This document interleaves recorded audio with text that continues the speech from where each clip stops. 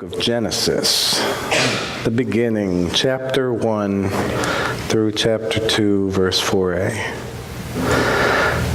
And yes, I understand this is a pretty long scripture reading. It was in the lectionary this way. It's not my fault. Blaming the church fathers that put this lectionary together. And I really tried to get out of doing this long reading today and having a guest reader up here, and that just didn't work out for me. So I guess I'm going to have to do it after all.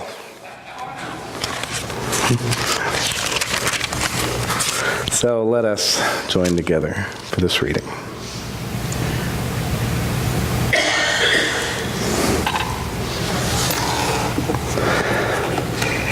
In the beginning, when God created the heavens and the earth was a formless void, and darkness covered the face of the deep, while a wind from God swept over the face of the waters. Then God said, "Let there be light," and there was light. And God saw that the light was good, and God separated the light from the darkness. God called the light day, and the darkness he called night. And there was evening, and there was morning, the first day. And God said, "Let there be a dome in the midst of the waters, and let it separate the waters from the waters." So God made the dome and separated the waters that were under the dome from the waters that were above the dome. And it was so. God called the dome sky, and there was evening, there was morning, the second day. And God said, "Let the waters under the sky be gathered together into one place, and let the dry land appear." And it was so. God called the dry land earth, and the waters that were gathered together he called seas. And God saw that it was good. God said, "Let the earth put forth vegetation, plants yielding seed and fruits of every kind on earth that bear fruit with the seed in it." And it was so. The earth brought forth vegetation, plants yielding seed of every kind, and trees of every kind bearing fruit with the seed in it. God saw that it was good. There was evening, there was morning, the third day. And God said, "Let there be lights in the dome of the sky to separate the day from the night. Let them be for signs and for seasons and for days and years. Let them be lights in the dome of the sky to give light upon the earth." And it was so. God made the two great lights, the greater light to rule the day, and the lesser light to rule the night, and the stars. God set them in the dome in the sky to give light upon the earth and to rule over the day and over the night, and to separate the light from the darkness. God saw that it was good. There was evening, there was morning, the fourth day. God said, "Let the waters bring forth swarms of living creatures. Let the birds fly above the earth across the dome of the sky."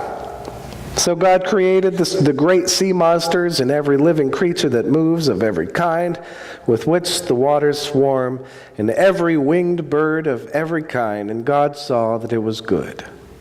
God blessed them, saying, "Be fruitful and multiply. Fill the waters and the seas, and let the birds multiply on earth." There was evening, there was morning, the fifth day. God said, "Let the earth bring forth living creatures of every kind, cattle and creeping things and wild animals of the earth of every kind." And it was so. God made the wild animals of earth of every kind, and the cattle of every kind, and everything that creeps upon the ground of every kind. God saw that it was good. Then God said, "Let us make humankind in our image, according to our likeness, and let them have dominion over the fish of the sea, and over the birds of the air, and over the cattle, and over the wild animals of the earth, and over every creeping thing that creeps upon the earth." So God created humankind in his image. In the image of God he created them. Male and female he created them. God blessed them. God said to them, "Be fruitful and multiply. Fill the earth and subdue it. Have dominion over the fish of the sea, and over the birds of the air, and over every living thing that moves upon the earth." God said, "See, I have given you every plant yielding seed that is upon the face of all the earth, and every tree with seed in its fruit. you shall have them for food. And to every beast of the earth, and every bird of the air, and to everything that creeps on the earth, everything that has the breath of life, I have given every green plant for food. And it was so. God saw everything he had made, and indeed it was very good. There was evening and there was morning, the sixth day. Thus the heavens and the earth were finished in all in their multitude, and on the seventh day God finished the work he had done, and he rested on the seventh day from all the work that he had done. So God blessed the seventh day and hallowed it, because on it God rested from all the work that he had done in creation. These are the generations of the heavens and the earth when they were created. The grass withers and the flower fades, but the word of the Lord lives forever. This is the word of the Lord. All thanks be to God. The beginning, the 7 days of creation. There's a number of directions we could go with this. We could easily get caught up in the religion versus science argument, because frankly, I think that's a silly argument to even have. Both the religious and the scientific takes on creation are important to soak in. So now that I've opened that can of worms, let us move on. We could get all wrapped up into discussions on the Trinity. The Spirit of God moving over the waters, being the third member of the Trinity, the spoken word that creates being Christ, God saying, let us make humankind in our image, to indicate all three members were there at the same time, or about the image of God, since Jesus himself is the only perfect image of God on earth.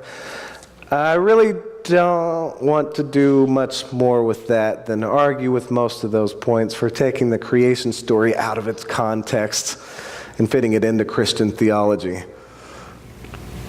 Instead, I'd rather say something about why this story has been passed along to us, what we can gain from it today, here, right now, in 2017, in the season of Pentecost.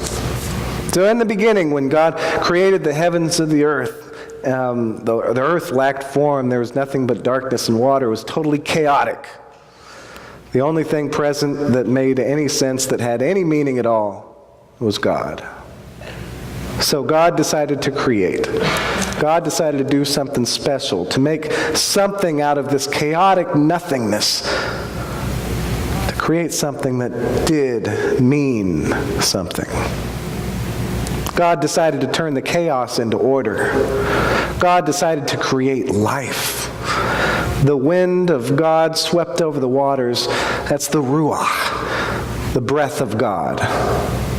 God breathed this breath that swept over the waters.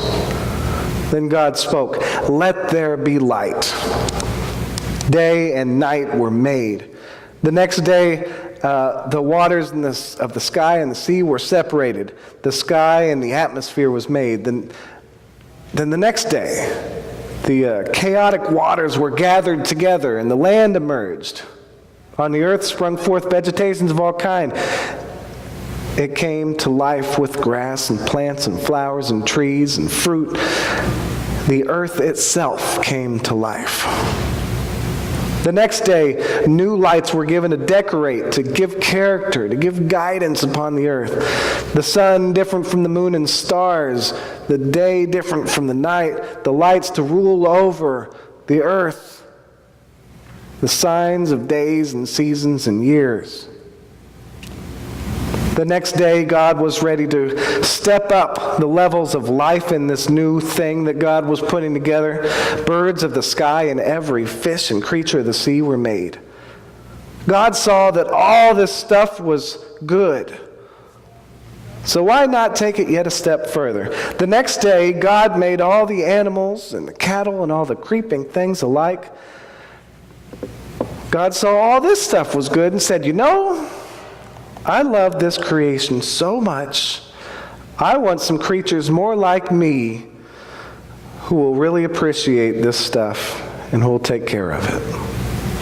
So God created humankind in God's image, male and female. Blessed them, called them to be fruitful and to multiply, to have dominion over all the earth, to enjoy it and to take care of it. From a dark void of chaos where there was nothing of any value other than God, there was now this beautiful, orderly balance of life with caretakers and all. God looked and saw that all this was very, very good. This new creation of the Lord was finished, the heavens and the earth. So God rested, soaked it all in. God blessed it, made that seventh day holy so that we all would do likewise. But do we? Do we make room in our busy schedules for a Sabbath one day a week? A real Sabbath, to rest from our labors, to stop and appreciate all that God has made. To take a day to just stop and breathe it all in. God poured out life for 6 days and then took that seventh day to get some back. I've mentioned before that I've got another job, so in between these two for the past few years, I literally have been going 7 days a week. Actually, it's very common for us to just keep going and going and going. I know a lot of you have done the same thing. After all, we have needs, right? We produce more if we keep going, right? So why stop? Well, this is why. Because we need to. If God could use a break, who are we to think that we should just keep going? It's very important. It's far beyond something that's good for us. This is holy. To stop and breathe it all in is in itself to connect with God. There's so much for us to gain from the 7 days of creation. You know, everything that God made is good. Now, of course, saying that opens the door to ask all kinds of questions about the bad things that exist in the world and the bad things that happen to us. Obviously, if we think even a little bit about human nature, we realize quickly that it's not so pleasant. Just like there's a lot of damage done by itself throughout creation, when storms, floods, droughts, tsunamis, earthquakes, tornadoes, and hurricanes, for anything, any living thing in its path. We do so much damage to ourselves too. So many things that we do and say that causes everything from hurt feelings to the deepest trauma. When we look at creation and say that everything that God made is good, we're saying that the balance is good. And that we, at our best, as God intends us to be, are very good also. We need to step back and look at creation through God's eyes, and we'll see how good it is. We need to step back from ourselves and look at ourselves through God's eyes, and we'll see how good we are. And whatever's not so good, well, we are the caretakers.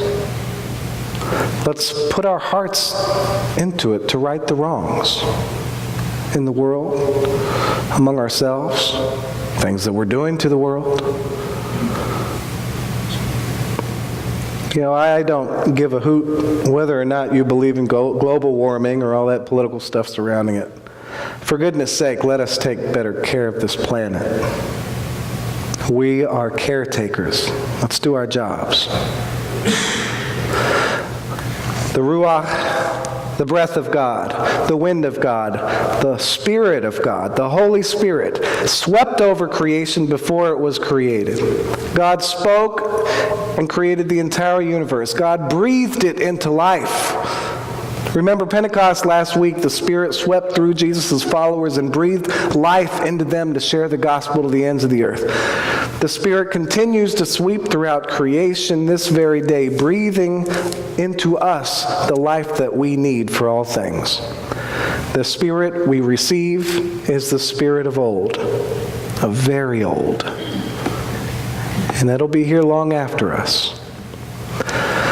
For the short time we have on this earth, let us breathe in the breath of God as often as possible. Let us live with purpose. God made us, God blessed us, called us very good. And God gave us an orderly creation and gave us work to do within it, to take care of everything that God has made, because it is indeed very good. God gave us a day out of each week, then to just stop and appreciate it all. If there's anything we should say about why this story has been passed along to us, I think it's that life is all interconnected and exists in a delicate balance, and we have a very special role to play in that balance. We are made in God's image. We have been given the godly task of maintaining this balance, from the furthest reaches of the environment to our own personal lives. Let us live with purpose and meaning. And may that come from breathing in the breath of God. Amen.